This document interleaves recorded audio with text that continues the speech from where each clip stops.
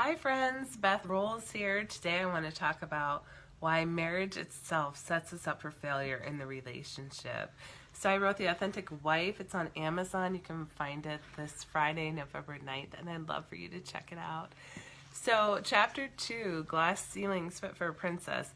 This whole chapter is about how marriage came to be, how it's rooted in fear and scarcity, how even the diamond ring that we buy, we only get this because of a ad campaign by the De Beer Diamond Company. Like, marriage didn't have anything to do with diamond rings until, around 1939. So the definition of husband, I was originally introduced to this in The Seat of the Soul by Gary Zukov. The definition of husband is master of the household. And the definition of wife is essentially humble servant. So if you think about intention is how I plan my day, my year. I think about how I want to experience something or what I want to have happen, and I'm very intentional in what I do. So when we get married with this intention that we're going to be like a servant to our husband, and marriage was, created a long, long time ago to form alliances, control the ownership of property and power. It's very patriarchal. It maintained the male's power, either the bride's father or husband in all cases.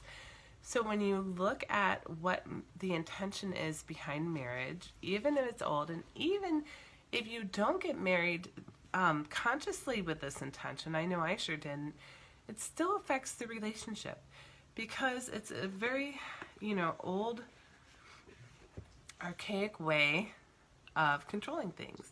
And if we're not getting married thinking we're equal partners and we're here to grow together, then even if it's like not in our awareness, we're setting the relationship up for failure because we're not going into it with that intention.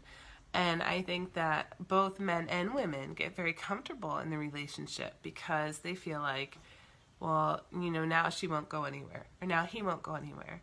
So therefore, I don't have to do the work. I've already done the work. I've already married her. I've done the work. She's not going anywhere. She's not going to change. He's not going to change. I've got total control over him. He's not going to grow. So that's just not, that doesn't work with the human condition because we're always growing and evolving and changing, or we should be.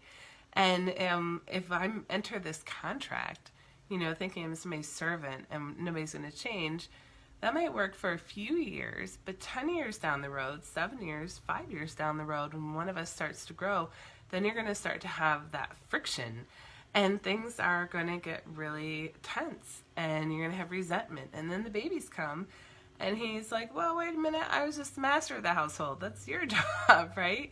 Even if he's not fully aware of that, that's the thinking way deep down in, his DNA, basically.